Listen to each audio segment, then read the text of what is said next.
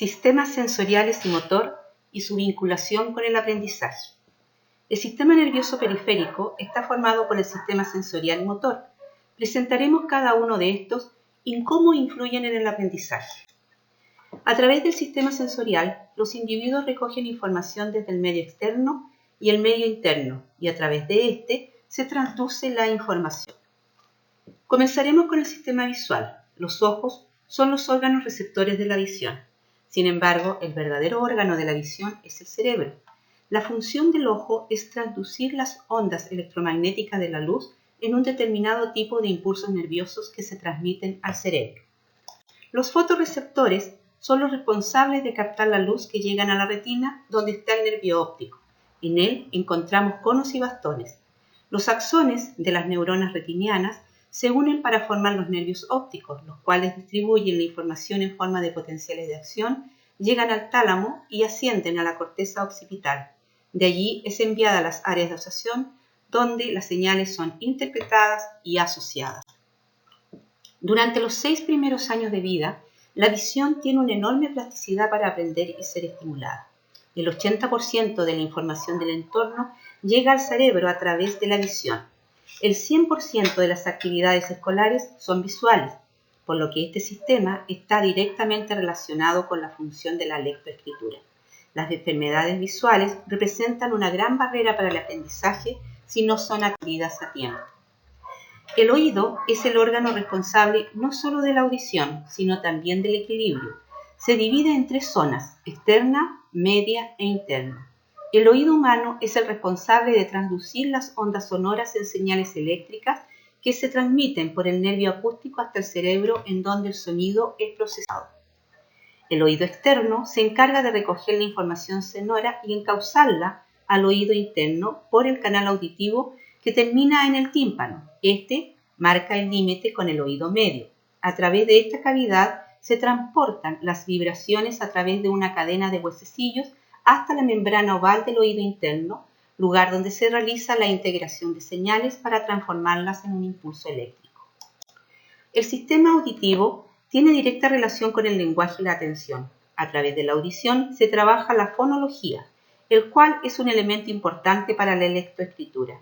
Cuando existe una disfunción en el oído, se dificulta el desarrollo de la atención y enfermedades como la hipo y la hiperacusia pueden ocasionar problemas de comportamiento y de atención. La nariz es el órgano receptor del olfato.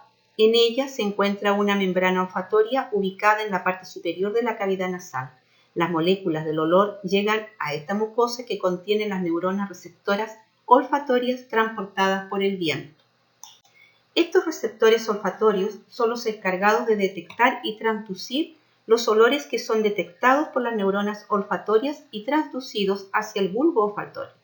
De ahí son transportados a la corteza olfatoria primaria y la amígdala, y luego a la corteza olfatoria secundaria, donde serán procesados. Gracias a este sistema, los olores nos alertan de los peligros, nos conectan con momentos del pasado y hacen revivir sentimientos y emociones. Existe una conexión directa entre el órgano del olfato y el sistema límbico del cerebro. Nuestra personalidad, recuerdos y, en definitiva, el hecho de ser como somos, depende en gran medida de este sistema. La amígdala, órgano del sistema límbico, conecta los aromas con la emoción y el hipocampo relaciona este aroma con un recuerdo en la memoria. Existen estudios científicos que demuestran la poderosa relación entre el olfato y la memoria, los estados del ánimo y también los pensamientos. La sede del gusto se encuentra en la lengua, órgano propio de la boca, por donde necesariamente pasan los alimentos.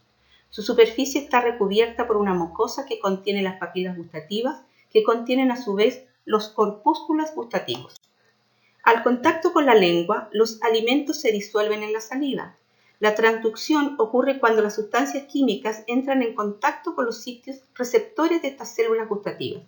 Las señales eléctricas se transmiten desde la lengua por medio de una serie de nervios que hacen conexión con el tálamo y de ahí a 2 zonas, el umbral de la sensación y el umbral del reconocimiento.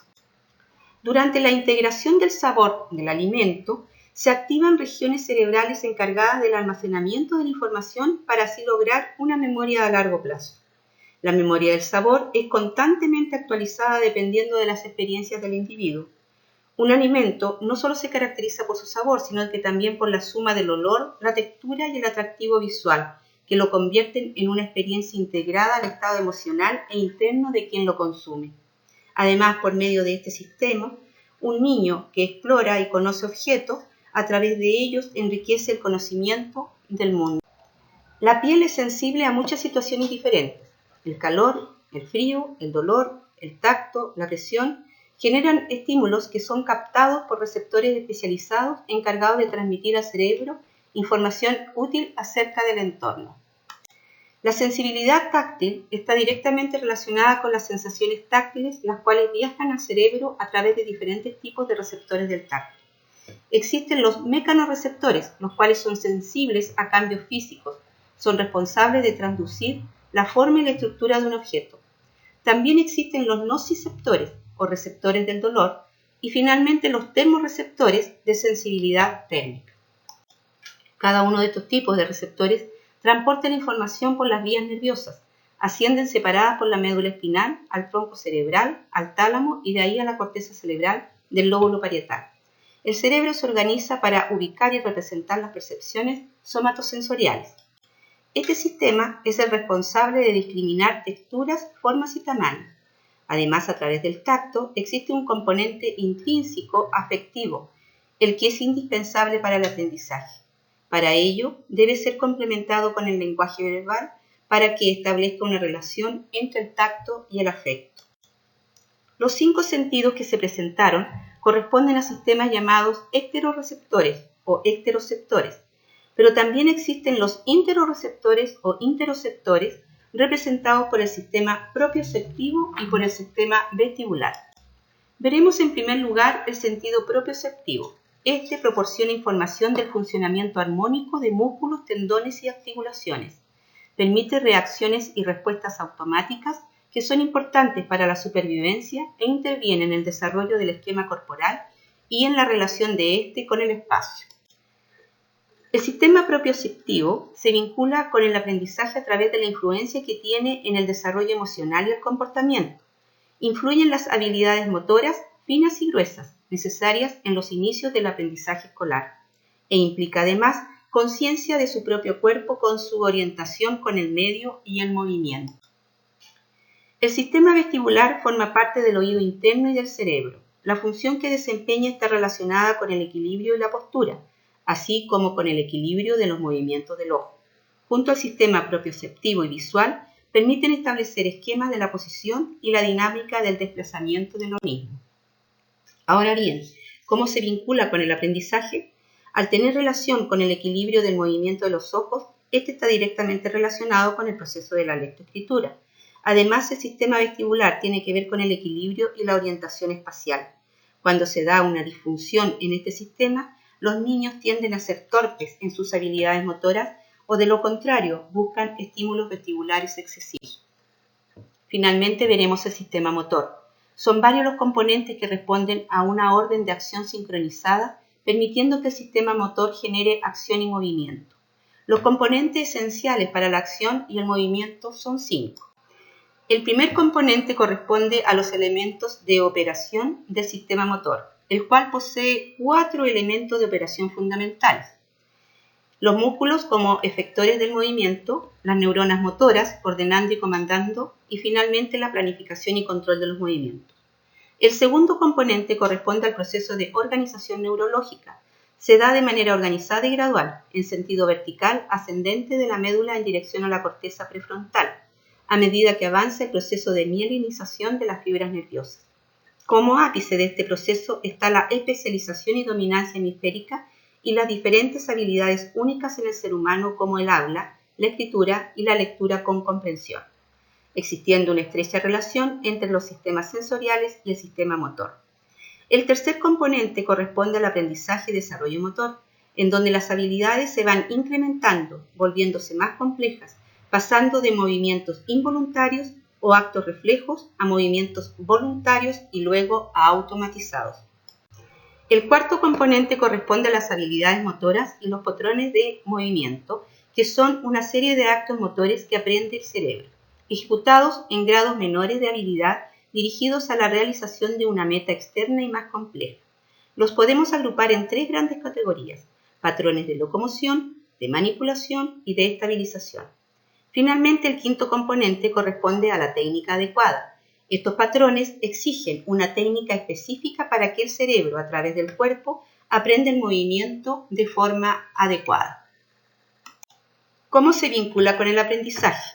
Los 8 primeros años de vida son cruciales para el desarrollo de las habilidades motoras.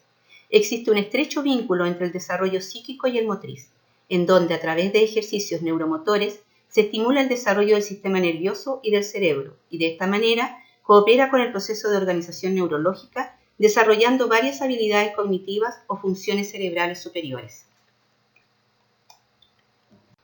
A modo de conclusión, podemos señalar que el desarrollo sensorial desempeña un papel importante dentro del proceso del aprendizaje. Toda la información que captamos del mundo exterior la obtenemos a través de nuestros sentidos. Gracias a la sensación y a la percepción, podemos hacer que la información llegue a nuestro cerebro para poder asimilarla y convertirla en aprendizaje. Y tener presente que no solo es importante el aprendizaje cognitivo, sino también el emocional, el afectivo y social. Es decir, los sentidos intervienen de manera global en todos los procesos de aprendizaje del individuo, por lo que es de suma importancia tenerlos presentes al momento de planificar nuestras actividades docentes.